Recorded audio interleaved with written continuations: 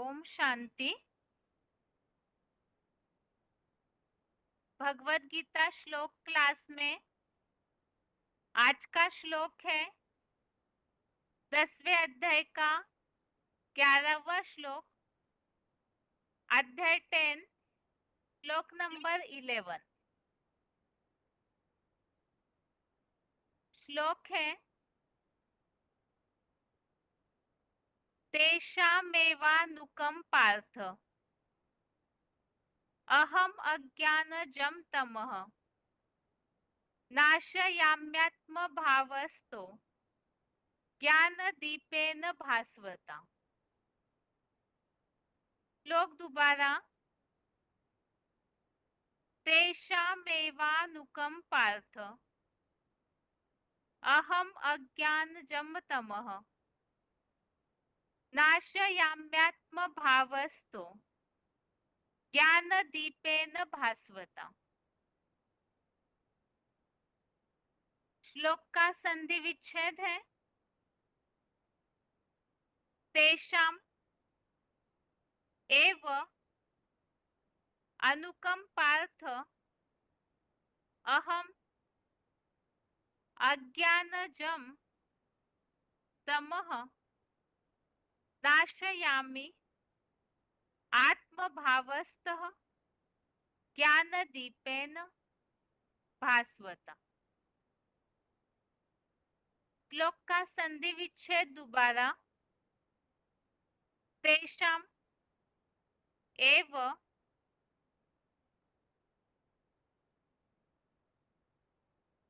अनुकम पार्थम अहम अज्ञानजं तमः नाशयामि आत्मभावस्तः ज्ञानदीपेन भास्वता।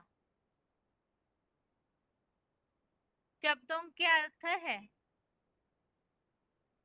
तेषाम अर्थात उन पर,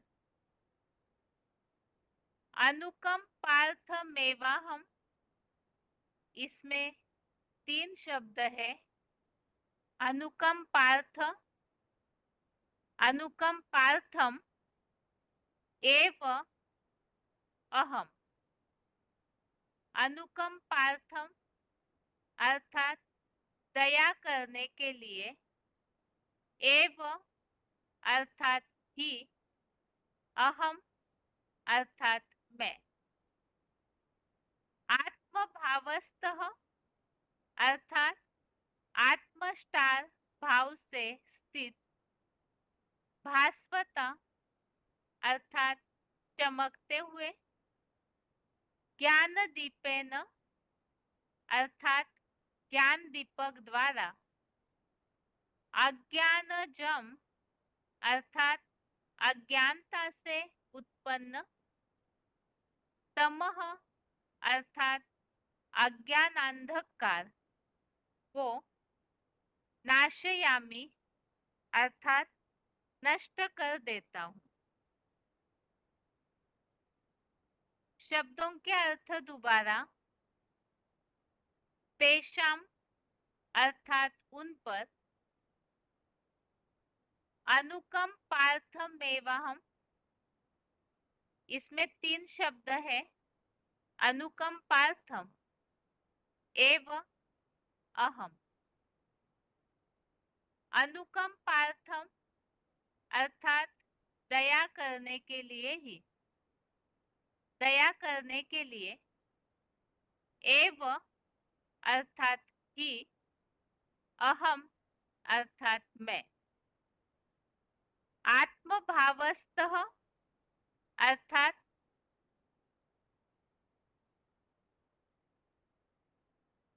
आत्मस्टार भाव से स्थित, भास्वता अर्थात चमकते हुए, ज्ञान दीपेन अर्थात ज्ञान दीपक द्वारा, अज्ञानजम अर्थात अज्ञानता से उत्पन्न, तमः अर्थात अज्ञानांधकार को नाशयामि अर्थात नष्ट कर देता हूँ।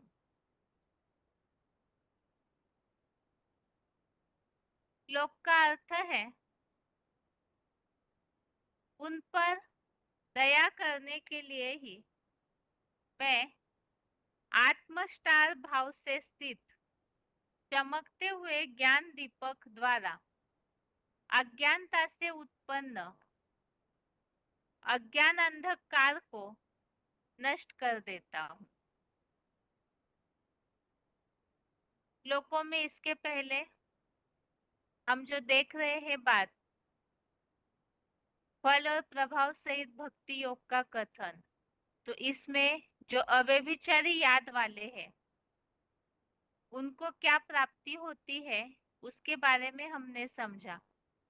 एक तो जो बुद्धिमान लोग हैं वही भगवान को निरंतर याद करते हैं, और ऐसे जो निरंतर याद में ही संतुष्ट रहते हैं वो अतीन्द्रिय सुख में रमन करते हैं। और ऐसे जो प्रीतिपूर्वक निरंतर याद करने वालों को भगवान बुद्धियोग ऐसा देते कि वे भगवान के प्रतिरूप तक पहुंच जाते हैं। अब आज के श्लोक में यह बताया है कि ऐसे जो निरंतर अव्यभिचारी रीति से याद करने वाले हैं तो उनको और क्या प्राप्ति होती है, क्या फल मिलता है उनकी अव्यभिचारी पने का, वो बताया है कि उन पर दया करने के लिए ऐसे जो निरंतर अव्यभिचारी योगी है उन पर दया करने के लिए ही भगवान ज्ञान का दीपक देते हैं। वो ऐसा ज्ञान का दीपक जिससे कि अज्ञानता से उत्पन्न जो अज्ञान अंधकार है उसे नष्ट किया जाता है। अब वो ज्ञान का दीपक अर्थात कोई स्थूल दीपक की बात नहीं है, बल्कि कोई ऐसे व्यक्तित्व है जिनके द्वारा इस सृष्टि का अज्ञान अंधकार नष्ट किया जाता है। तो उसी के बारे में क्लैरिफिकेशन वाले अर्थ में स्पष्टीकरण है। तो क्लैरिफिकेशन सहित अर्थ है, उन पर सृष्टिगत दीर्घकालीन दया करने के लिए ही मैं आत्माओं का बाप सदाशिव ज्योति पुरुषोत्तम संगम युग में सदाकाल आत्मस्टार भाव से स्थित उस चमकते हुए ध्रुव तारा मानिंद त्रिनेत्री बने ज्ञान दीपक द्वारा मैं शिव ही माया रावण की अज्ञानता से द्वापर कलयुग में उत्पन्न अज्ञान अंधकार को संगमी ब्राह्मणों में नष्ट कर देता हूँ। तभी कहा रीते ज्ञानान्न मुक्ति। तो यहाँ पर जो बात आई है अज्ञानता से उत्पन्न अंधकार, और उस अंधकार को नष्ट करने के लिए ज्ञान दिया जाता है, ज्ञान का दीपक। तो रीते ज्ञानान्न मुक्ति अर्थात ज्ञान के सिवाय फिर मुक्ति भी नहीं है। तो ये अज्ञानता से उत्पन्न अंधकार कैसे नष्ट किया जाता है उसी के बारे में नीचे फुटनोट में दिया हुआ है। बुद्धिमानों की बुद्धि सदाशिव ज्योति ही मूर्तिमान शंकर जगत पिता को सबसे पहले अनवरत ज्ञान मार्ग में ले आता है।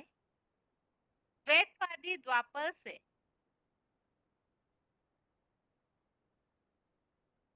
2500 साल में विधर्मियों के अज्ञान से ही भारतीयों की अंधश्रद्धा युक्त भक्ति मार्ग में दुर्गति हुई है।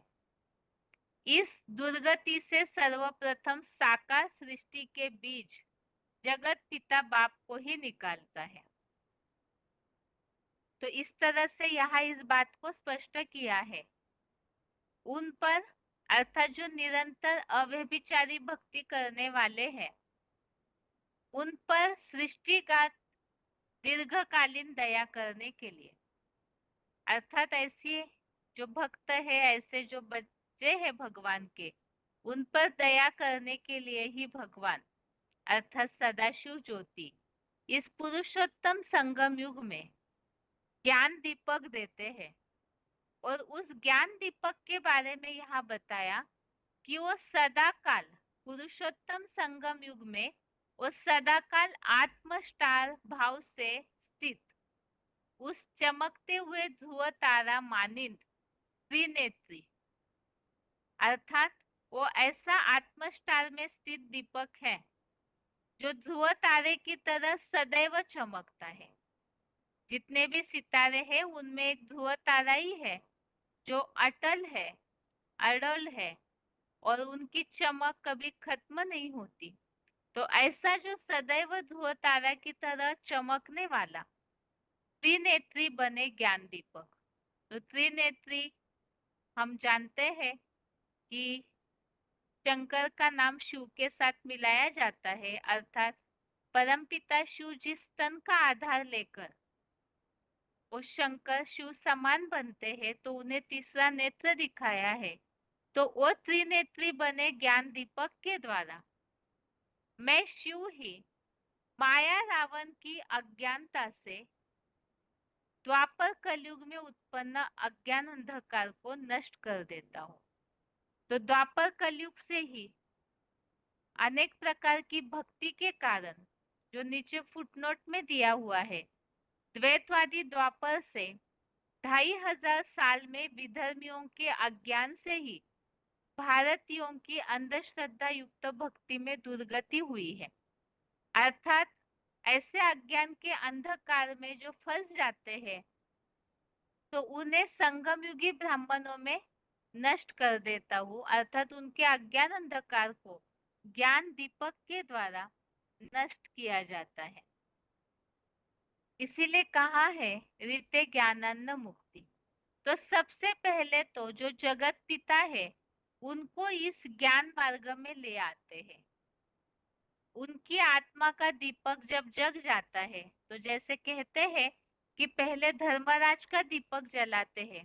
दिवाली जब होती है तो यहाँ बेहद की दीपावली है, इसमें सबसे पहले धर्मराज का दीपक जलाया जाता है और उसके बाद फिर नंबरवार जो भी आत्माओं के दीपक है वो आत्मा रूपी दीपक जलते हैं और उनके अंदर से नंबरवार अज्ञान का अंधकार नष्ट हो जाता है। तो ये जो भक्ति के कारण दुर्गति हुई है, इस दुर्गति से सबसे पहले सृष्टि के बीच जगत पिता को ही बाप निकालते हैं और उसके बाद फिर नंबरवार आत्माओं को इस अज्ञान अंधकार से निकाला जाता है। उसमें उनकी जो आत्मिक स्थिति का दीपक है वो जलाया जाता है। अब यहाँ जो बताया है कि ये ऐसा ज्ञान का दीपक है जो कि ध्रुव तारे के मानिंद है, त्रिनेत्री है। तो उसी के बारे में 5वें अध्याय के 16वें श्लोक में अध्याय 5 का श्लोक नंबर 16, इस श्लोक में यह बताया हुआ है कि ज्ञान द्वारा जिनका आत्मा सो परमात्मा का वह अज्ञान नष्ट हो गया है, उनका वह अव्यभिचारी गीता ज्ञान परम पिता सदाशिव ज्योति को अखुट ज्ञान प्रकाश के भंडारी चेतन सूर्य जैसा दिखाता है। तो ये जो प्रैक्टिकल में चैतन्य सूर्य बनते हैं इस धरती का, वो शिव से सारी ताकत लेकर इस तरह से बन जाते हैं कि ज्ञान सूर्य को प्रत्यक्ष करने के जो शिव है उनको प्रत्यक्ष करने के निमित्त बनते हैं। लेकिन वो कैसे? तो पहले उनका अज्ञान नष्ट होता है, तो ये अज्ञान नष्ट होने से वो ज्ञान दीपक या ऐसा चेतन सूर्य भी बन जाते हैं। ये आज के श्लोक का अर्थ हमने समझा। अभी ये श्लोक में जो बातें बताई है कि किस तरह से आत्मस्टार भाव में वो स्थित है, तो उसकी क्या निशानियां होगी उस ज्ञान दीपक की, अर्थात चैतन्य जो ज्ञान दीपक है, जगत पिता है, त्रिनेत्री शंकर जिन्हें ध्रुव तारा कहा हुआ है, तो उनकी प्रैक्टिकल में ऐसे क्या लक्षण होंगे, प्रैक्टिकल वो व्यक्तित्व जो अज्ञान अंधकार को नष्ट करता है। तो कैसे कर्म करते हैं, कैसे अज्ञान के अंधकार को नष्ट करते हैं, उन सब बातों को हम आगे सुनते हैं पॉइंट्स के द्वारा। लेकिन उसके पहले उच्चारण।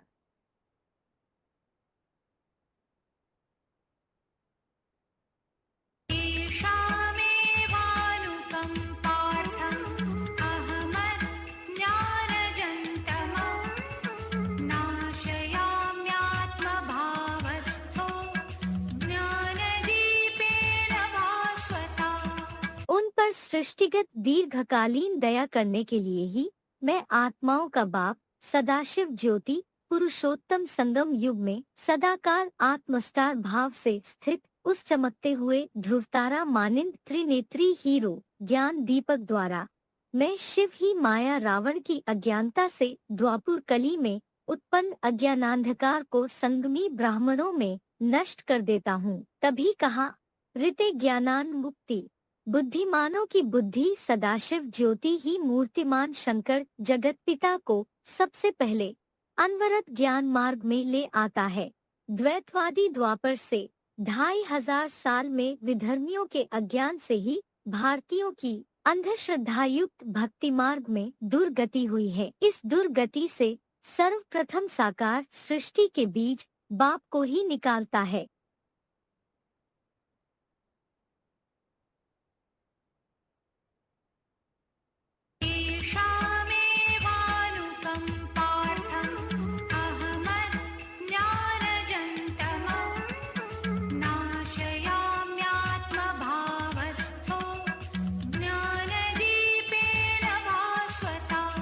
उन पर सृष्टिगत दीर्घकालीन दया करने के लिए ही मैं आत्माओं का बाप सदाशिव ज्योति पुरुषोत्तम संगम युग में सदाकाल आत्मस्टार भाव से स्थित उस चमकते हुए ध्रुवतारा मानिंद त्रिनेत्री हीरो ज्ञान दीपक द्वारा मैं शिव ही माया रावण की अज्ञानता से द्वापुर कली में उत्पन्न अज्ञानांधकार को संगमी ब्राह्मणों में नष्ट कर देता हूँ। तभी कहा ऋते ज्ञानान मुक्ति।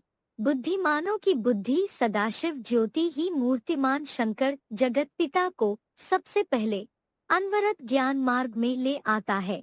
द्वैतवादी द्वापर से 2500 साल में विधर्मियों के अज्ञान से ही भारतीयों की अंधश्रद्धायुक्त भक्ति मार्ग में दुर्गति हुई है। इस दुर्गति से सर्वप्रथम साकार सृष्टि के बीज बाप को ही निकालता है।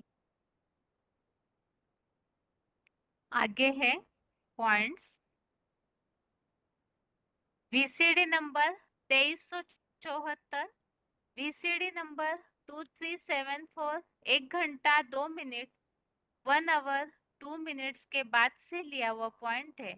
पुरुषोत्तम संगम युग में सदाकाल आत्मस्टार भाव से स्थित।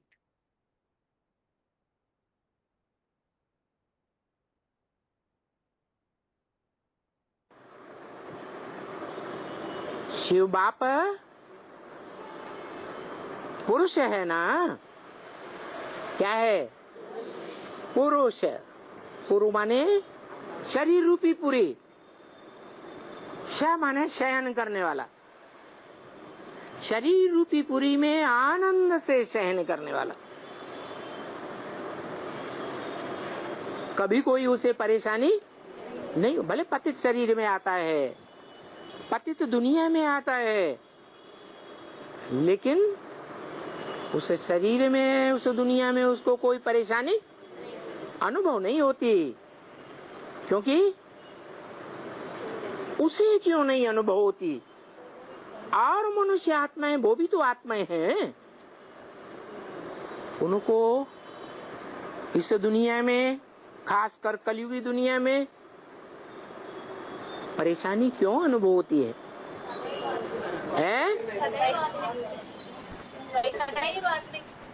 सदैव आर्मिक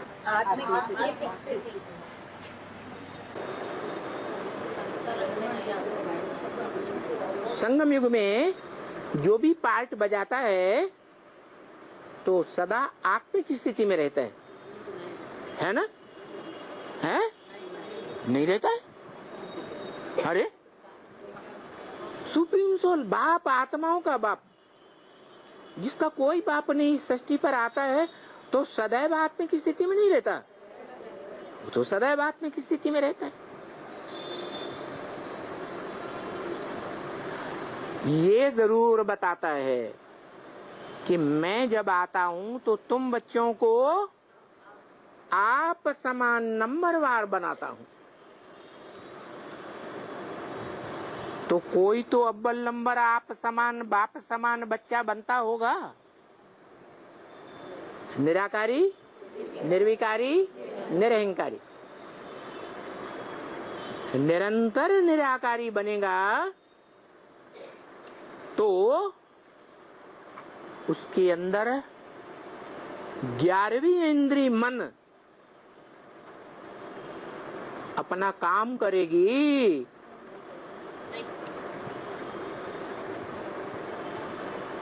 दस इंद्रियां होती हैं जो देखने में भी आती है, लेकिन एक 11वीं इंद्रिय ऐसी है, इतनी सूक्ष्म है कि इन आंखों से देखने में नहीं आती। तो सूक्ष्म में ज्यादा ताकत होती है स्थूल में। तो वो इतनी शक्तिशाली इंद्रिय है कि अगर कोई इंद्रिय इंद्रियों के द्वारा अपना रस लेना का काम करे तो जब तक मन का साथ नहीं होगा तब तक वो इंद्रिय सुख दुख का कोई प्रकार के रस का अनुभव नहीं कर सकती। तो वो मन रूपी 11वीं इंद्रिय बाप का जो बड़ा बच्चा है वो पहले पहले उस इंद्रिय को कंट्रोल करता है या नहीं करता है? मन रूपी 11वीं इंद्रिय को कंट्रोल करता है। अगला पॉइंट है चमकता हुआ ध्रुव तारा, वीसीडी नंबर 1869, वीसीडी नंबर 1869, 1 घंटा 1 मिनट 1 आवर 1 मिनट के बाद से लिया हुआ पॉइंट।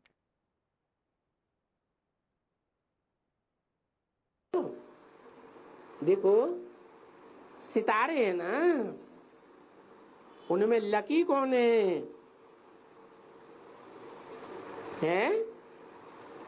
किनको कहें लकी? जो चमकते हैं।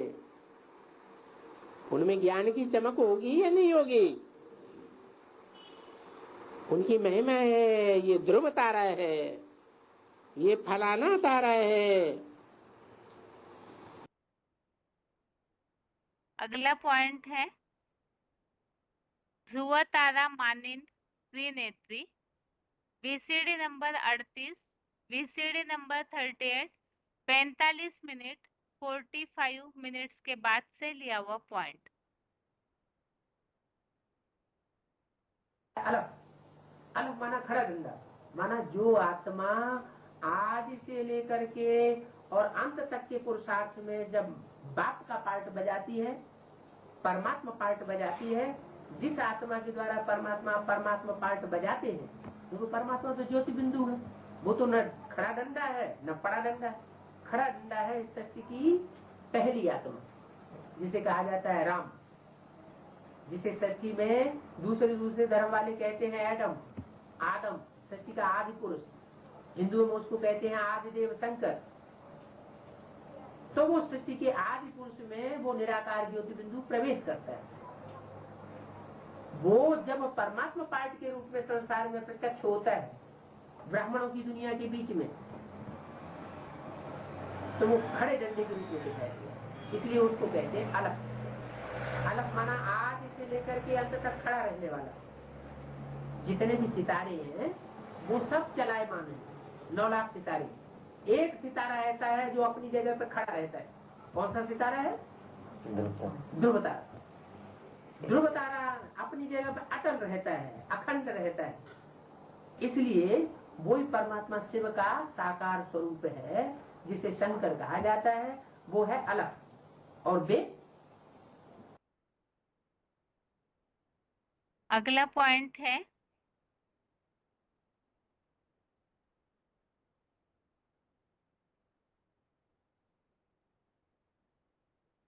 VCD number 286, VCD number 286 42 minute 42 minutes के बाद से लिया हुआ पॉइंट है। ध्रुव तारा मानिंद त्रिनेत्री बने ज्ञान दीपक।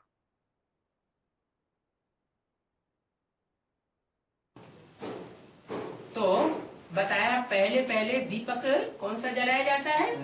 धर्मराज। माने 500 करोड़ मनुष्य आत्माएं हैं, सब अज्ञान निद्रा में सोई पड़ी है। उन सोई पड़ी हुई आत्माओं में सबसे पहले ज्ञान का दीपक किसका जलता है? धर्मराज का। वो धर्मराज कोई और दूसरा नहीं है। जो रामकृष्ण की आत्माएं हैं वही धर्मराज के रूप में संसार में प्रत्यक्ष होती है, जो युद्ध में आज से लेकर के अंत तक स्थिर रहती है। युद्ध में स्थिर रहती है, इसलिए उनका नाम पड़ा है युद्ध में स्थिर रहने वाले युधिष्ठिर।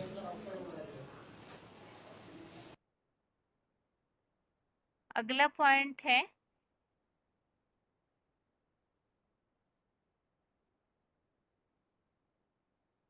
त्रिनेत्री द्वारा शिव द्वापर कलयुग में उत्पन्न अज्ञान अंधकार को संगमी ब्राह्मणों में नष्ट कर देते हैं। VCD number 286, VCD number 286 28 minute 28 minutes के बाद से लिया हुआ पॉइंट। कैसे जलता है? भगवान आकर के बाप प्रैक्टिस कराते, बच्चे तुम ये शरीर का पुतला नहीं हो, मिट्टी का पुतला।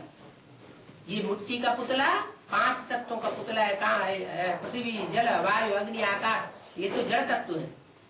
तुम तो इस पुतले में रहने वाली ज्योति बिंदु आत्मा।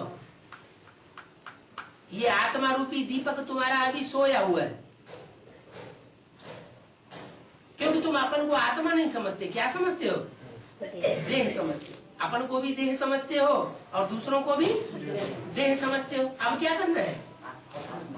अब अपन को भी आत्मा समझना है और देह देह के जो भी संबंधी है उनको आत्मिक रूप में देखना है।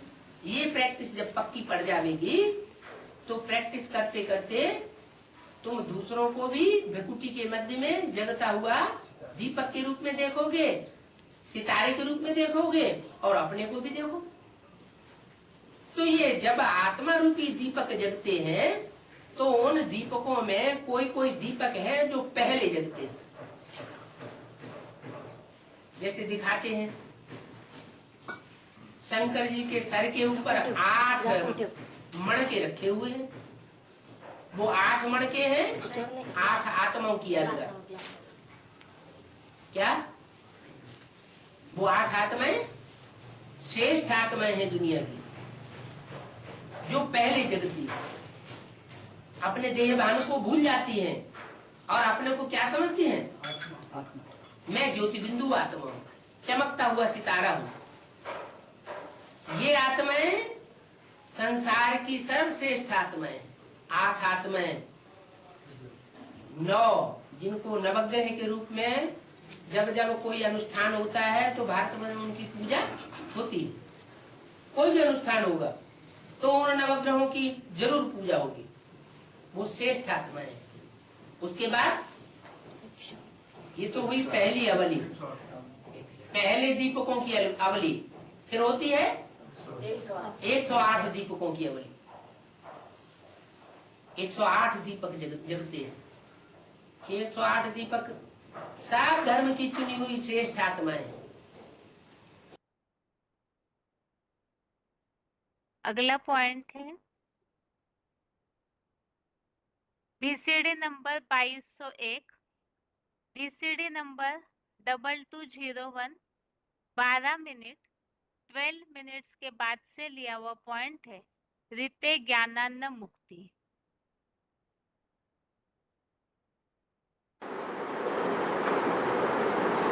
ये ज्ञान एक परमपिता परमात्मा शिव के अलावा और दुनिया में कोई भी नहीं दे सकता।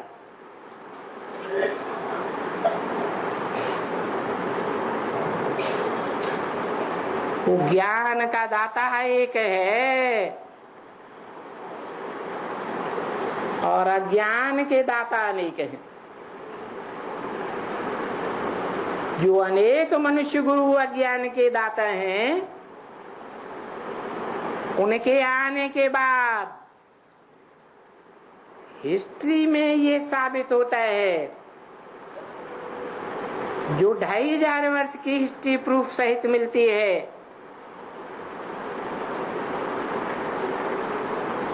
वो सब नीचे गिरते हैं, विकारों में गोते खाते रहते हैं, खुद भी नीचे गिरते हैं और उनके फॉलोअर्स भी नीचे गिरते हैं। और नीचे गिरने का कारण क्या है? कारण एक ही है, जो वेदों में भी बखान किया गया है, ऋते ज्ञानान्य मुक्ति। ज्ञान के बगैर मुक्ति नहीं होती है, दुखों से मुक्ति नहीं होती है, विकारों से मुक्ति नहीं होती है, इस बंधन की दुनिया से मुक्ति नहीं होती है, देह से मुक्ति नहीं होती है।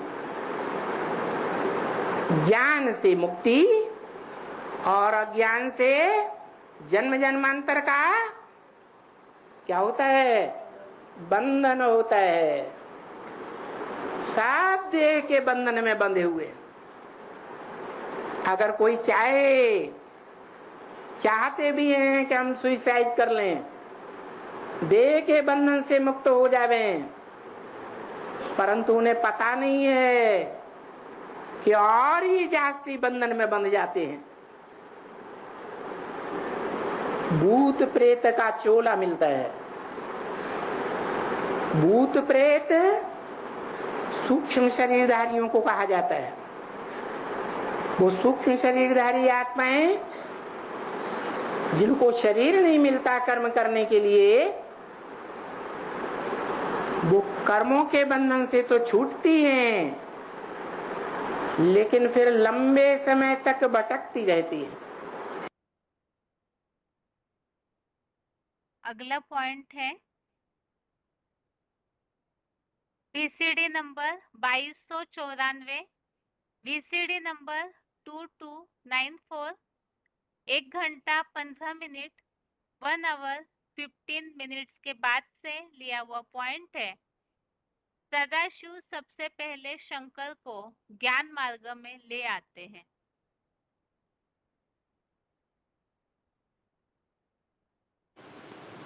जो गीता में भी कहा है, भगवान बाप जब आते हैं तो पहले पहले किसको ज्ञान देते हैं?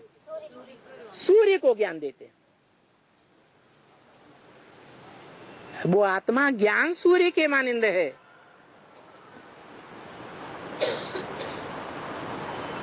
जो मम्मा बाबा को भी दिल कराती थी,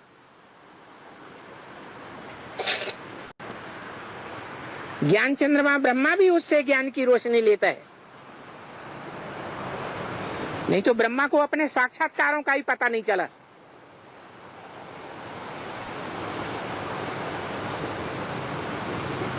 अंत में आखिरी भागीदार के पास जाना पड़ा।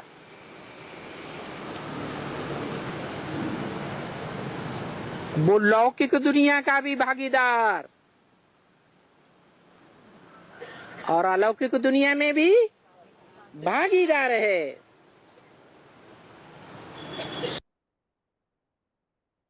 अगला पॉइंट है VCD number 2591, VCD number 2591, 15 minute 15 minutes के बाद से लिया हुआ पॉइंट है। 2500 साल में विधर्मियों के अज्ञान से भारतीयों की भक्ति मार्ग में दुर्गति हुई है।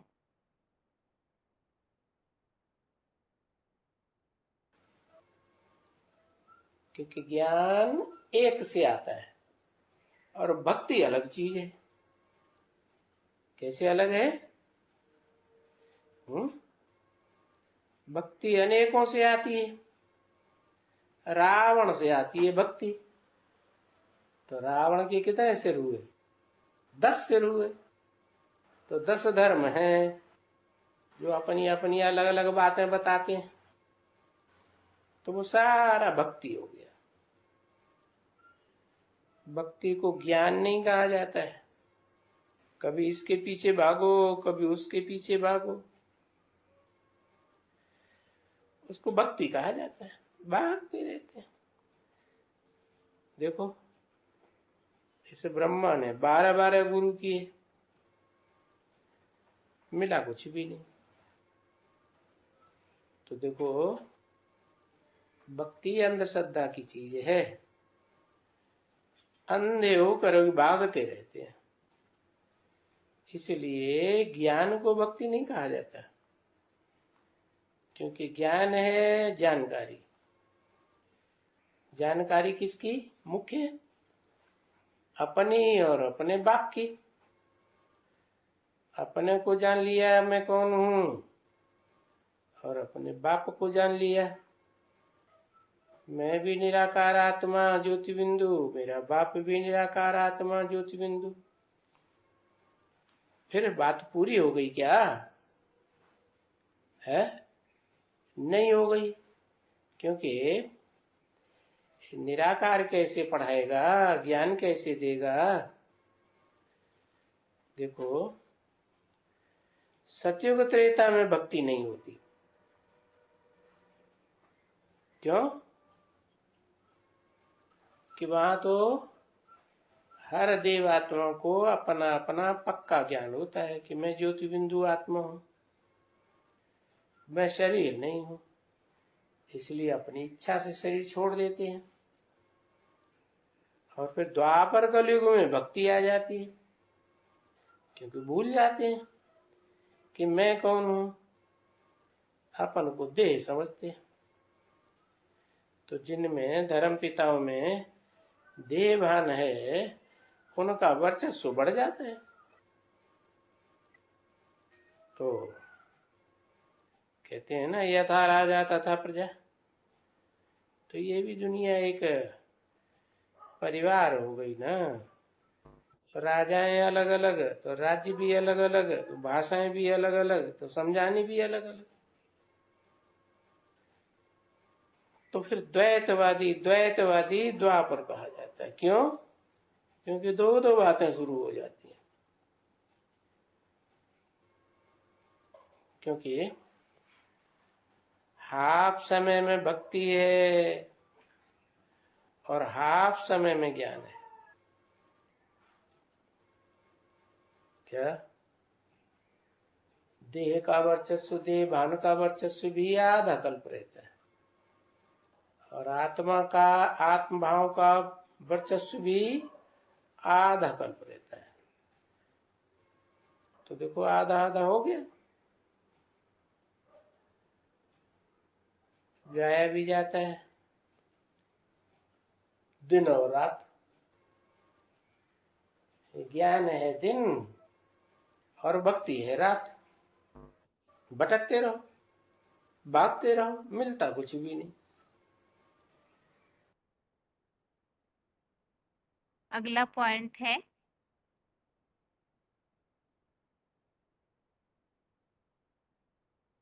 VCD number 2519, VCD number 2519, 15 minute 15 minutes के बाद से लिया हुआ पॉइंट।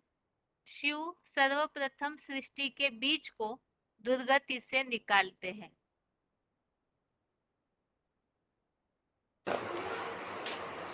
सात नंबरवार पुरुषार्थ है। तो उसमें अव्वल नंबर का जो ब्राह्मण है, जिसे ब्राह्मण चोटी कहा, जो यज्ञ के आदि में भी होता है, जिसके लिए मुरली में भी बोला कि मैं आता हूं, तो सारी दुनिया विकारों के कीचड़ में धस जाती है। क्या? सारी दुनिया में जलमयी हो जाती है ना, तो जलमयी में मिट्टी मिलेगी कि नहीं है, कीचड़ बन जाती है।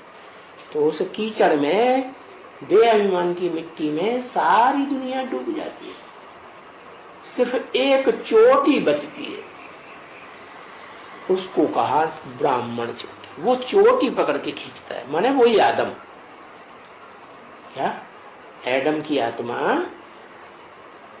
उसको पकड़ लेता है, और उसके खींचने से वो सारा विराट पुरुष जो दिखाया है, उस विराट पुरुष में सारी दुनिया मौजूद है। वो बीज है ना सारी सृष्टि का। तो वो हुआ पहले नंबर का धर्म स्थापक। इस तरह से आज के श्लोक का अर्थ हमने समझा पॉइंट्स के साथ, जिसमें इस बात को बताया गया है कि ये सृष्टि भक्ति मार्ग के अज्ञान अंधकार के कारण दुर्गति में पहुंच जाती है द्वापर कलयुग के अंत में। और ये भक्ति की दुर्गति फैलाने वाले हैं विधर्मी रावण के 10 सिर। जब सारी सृष्टि अज्ञान अंधकार में होती है तो परमपिता शिव इस सृष्टि पर आकर के सबसे पहले दुर्गति से निकालते हैं उस व्यक्तित्व को जो जगत पिता अर्थात जिनके द्वारा इस सृष्टि का उद्धार करना है।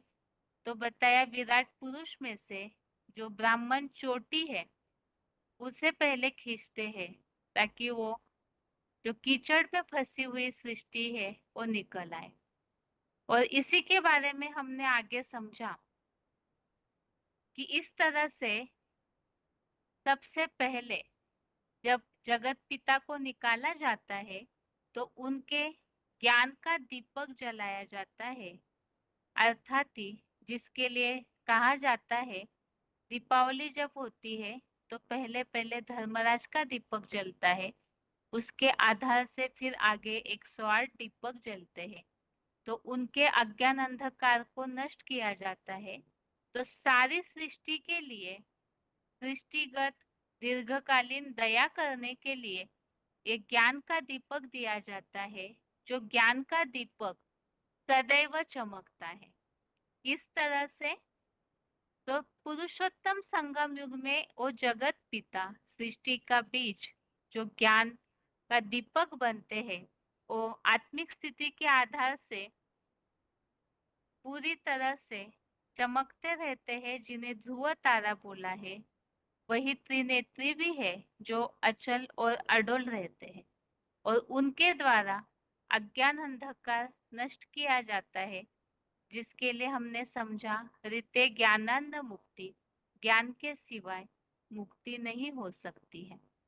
भक्ति से दुर्गति हुई और ज्ञान से सद्गति अर्थात मुक्ति होती है, और उसका निमित्त शुरुआत करने के बनते हैं ज्ञान का दीपक अर्थात जगत पिता त्रिनेत्री शंकर, जिन्हें ही ध्रुव तारा बताया हुआ है, जो सबसे पहले अपने अज्ञान को नष्ट करके इस सारी सृष्टि को भी जो अज्ञान अंधकार है उससे निकालते हैं। तो ये आज के श्लोक का अर्थ हो गया। अभी आगे है रिवीजन। रिवीजन के लिए पहले अध्याय का दूसरा और तीसरा श्लोक, रिवीजन के लिए फर्स्ट अध्याय श्लोक नंबर 2 और 3 और 10वें अध्याय का 11वां श्लोक। तो यहाँ पर हम पहले अध्याय में देख रहे हैं सेना का वर्णन, जिसके लिए हमने पहले अध्याय के शुरुआत में ही इस बात को समझा कि महाभारत युद्ध भूमि जो बताई जाती है शास्त्रों में, वास्तव में कोई अलग समय नहीं बल्कि इस कलयुगांत की बात है। इस समय अनेक धर्मों का युद्ध क्षेत्र और उस आधार से कर्म कांडों का क्षेत्र इसी दुनिया में निर्माण होता है, और सब उस आधार से युद्ध के लिए सदैव उत्कंठित रहते हैं। अभी आगे दूसरे श्लोक में जो वर्णन बताया हुआ है तो उसे पढ़ते हैं। संजय उवाच दृष्ट्वा तु पाण्डवानीकम् व्यूढं दुर्योधनस्तदा आचार्यमुपसंगम्य राजा वचनं ब्रवीत्। श्लोक दोबारा। संजय उवाच दृष्ट्वा तु पाण्डवानीकम् व्यूढं दुर्योधनस्तदा आचार्यमुपसंगम्य राजा वचनं ब्रवीत्। अर्थात व्यूहाकार, व्यवस्थित, संगठित व नियंत्रित पांडवों की सेना को देखकर अब स्वभाव से दुष्ट युद्ध करता राजा दुर्योधन ने तब घड़े जैसी बुद्धि के विद्वान आचार्य द्रोण के सामने ही पास जाकर बड़े गर्व से एक बड़े राजा की तरह अपने गुरु से यह वचन बोला। तो यहाँ पांडव सेना का वर्णन बताया है कि पांडव सेना जिस तरह से दिखाई है वो व्यूहाकार अर्थात व्यू के रूप में जिसकी रचना की हुई है, व्यवस्थित है, संगठित और नियंत्रित है।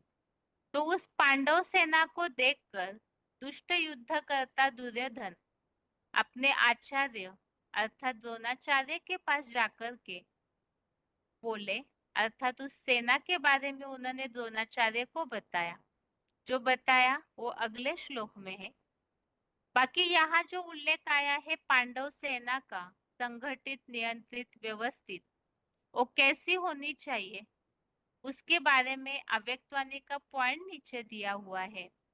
अव्यक्तवाणी की तारीख है 21 नवंबर 1992। अव्यक्तवाणी डेट 21 नवंबर 1992।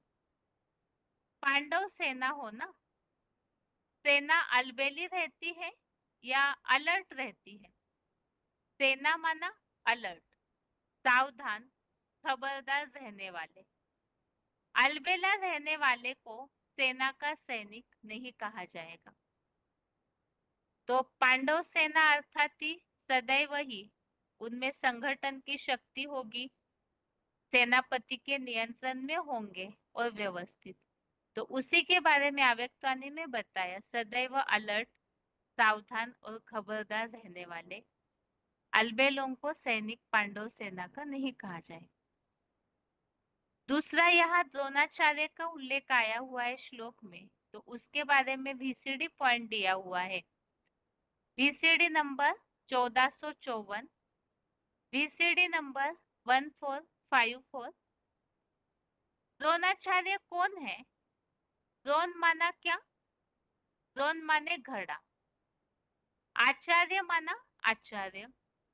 घड़ा कलश को कहा जाता है अर्थात ज्ञान कलश का आचार्य। तो ये पहले श्लोक में पांडव सेना के बारे में बताया कि वो नियंत्रित है और दुर्योधन ने इस पांडव सेना को देखकर द्रोणाचार्य को इस सेना के बारे में बताया। जो बताया तो अगले तीसरे श्लोक में है। तो पहले अध्याय का तीसरा श्लोक देखते हैं।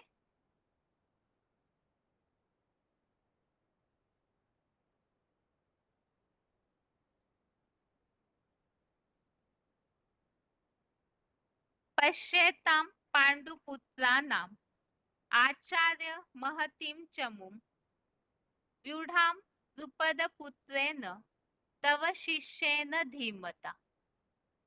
श्लोक दोबारा। पश्येतां पाण्डुपुत्राणाम् आचार्य महतीं चमुं व्यूढां द्रुपदपुत्रेण तव शिष्येन धीमता।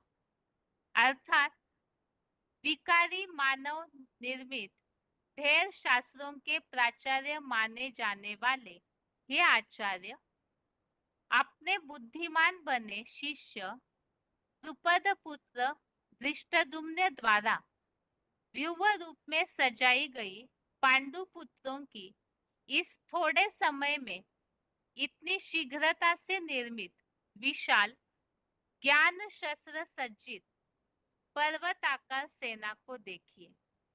तो दुर्योधन ने द्रोणाचार्य से ये बात कही, जो पांडव सेना के सेनापति है धृष्टद्युम्न, जिनके लिए बताते हैं कि यज्ञ कुंड की अग्नि से उनका जन्म हुआ है। तो वो पांडव सेना के सेनापति, उन्होंने जिस तरह से व्यूह रूप में अर्थात सेटिंग करके ऐसी पांडव सेना की रचना की है और इस सेना की विशेषता बताई, बहुत थोड़े समय में ही शीघ्रता से निर्मित विशाल सेना, और ये ऐसी सेना है जो ज्ञान शस्त्रों से सज्जित है। और ऐसी सेना को देखिए, ऐसे दुर्योधन आचार्य द्रोणाचार्य से कह रहे। तो द्रोणाचार्य के बारे में बताया कि जो मानव निर्मित ढेर सारे शास्त्र है, तो विकारी मानव है, उनके द्वारा जो शास्त्र तैयार किए गए, उनके प्राचार्य है द्रोणाचार्य। अर्थात इस कलयुगी दुनिया की बात बताइए कि ऐसे जो शास्त्रों के विद्वान पंडित होते हैं, तो वो द्रोणाचार्य। अभी आगे पॉइंट्स दिए हुए हैं। VCD number 1149, VCD number 1149। हमारी ये पांडव सेना है। क्या कोई राज्य लेना होता है तो किसका सहारा लेते हैं? सेना बनाते हैं, संगठन तैयार करते हैं। तो ये हमारी पांडव सेना है। अगला पॉइंट है, मुरली तारीख 2 जनवरी 1963, मुरली डेट 2 जनवरी 1963। पांडव के महारथी जिनको कहा जाता है, उनकी भी सेना है। अब ज्ञान शस्त्रों से सज्जित पांडव सेना के लिए बताया। अव्यक्तवाणी 16 अक्टूबर 1969, अव्यक्तवाणी 16 अक्टूबर 1969। पांडव सेना है ज्ञानी तू आत्मा।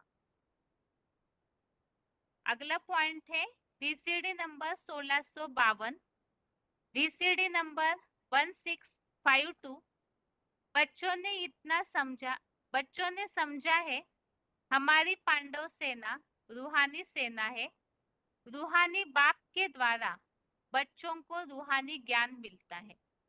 तो ये पांडव सेना जो रूहानी अस्त्र शस्त्रों से सज्जित है, तो इसीलिए बताया हुआ है कि ये पांडव सेना ज्ञान शस्त्रों से सज्जित है। अभी इन्हीं बातों में से एक तो धृष्टद्युम्न जो पांडवों के सेनापति है, वो कौन है? द्रोणाचार्य अर्थात कौन, उसे समझते हैं। आगे है पॉइंट्स।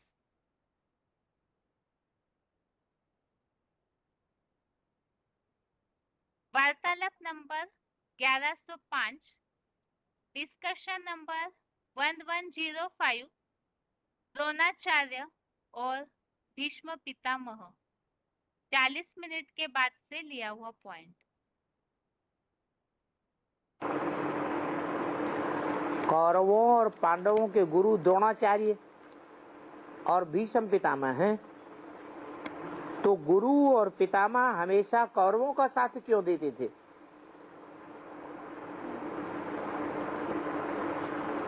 द्रोण आचार्य नाम क्या रखा? द्रोण आचार्य। काहे के आचार्य? द्रोण के। द्रोण कहते हैं घड़ा। कौन सा घड़ा? ज्ञान का कलश। तो जो ज्ञान का कलश है, उसके वो आचार्य है। भक्ति मार्ग में शास्त्रों को ही ज्ञान कहा जाता है, उसके वो आचार्य हैं, व्याख्या करने वाले हैं। जो विद्वान पंडित आचार्य हैं, काशी से बड़े बड़े टाइटल लेते हैं, वो द्रोणाचार्य हैं। और वो सन्यासी जो बाल ब्रह्मचारी है वो भीष्म पितामह है। वो तो बाहर की दुनिया की बात हुई। ब्राह्मणों की दुनिया में भीष्म पितामह कौन है? भीष्म पितामह माने जो गुरु बन करके बैठते हैं, अपने को भगवान साबित कर देते हैं, मैं ही भगवान हूं। सो वो अगला पॉइंट है धृष्टद्युम्न पांडव सेना का सेनापति। वार्तालाप नंबर 939, डिस्कशन नंबर 939, 1 घंटा 5 मिनट के बाद से लिया हुआ पॉइंट।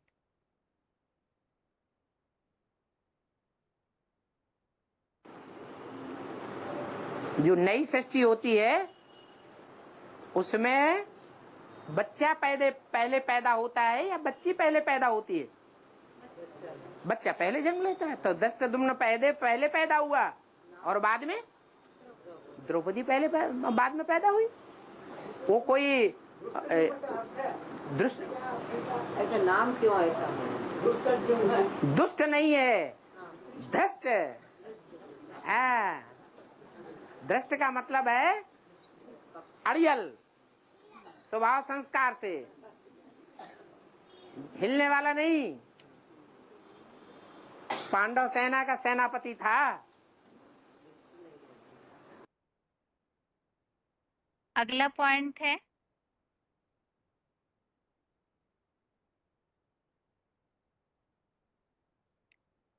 धृष्टद्युम्न, ये भी पांडव सेना का सेनापति। वार्तालाप नंबर 1286, डिस्कशन नंबर 1286, 28 मिनट के बाद से लिया हुआ पॉइंट।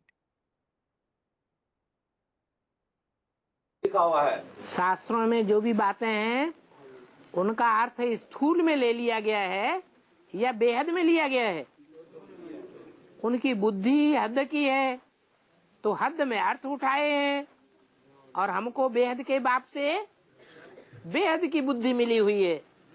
तो हम जानते हैं कि ये ज्ञान अग्निकुंड है या योग अग्निकुंड है, जिसमें से द्रौपदी और धृष्टद्युम्न प्रत्यक्ष होते हैं। तो प्रैक्टिकल में हुए।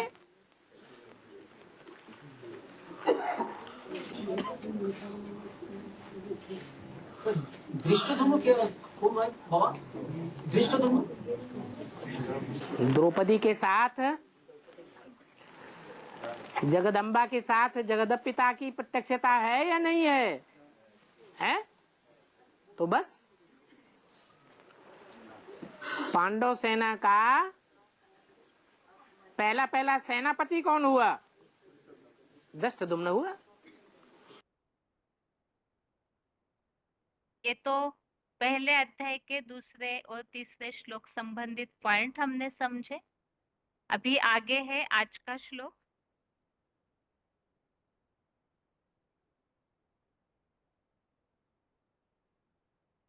दसवें अध्याय का 11वां श्लोक।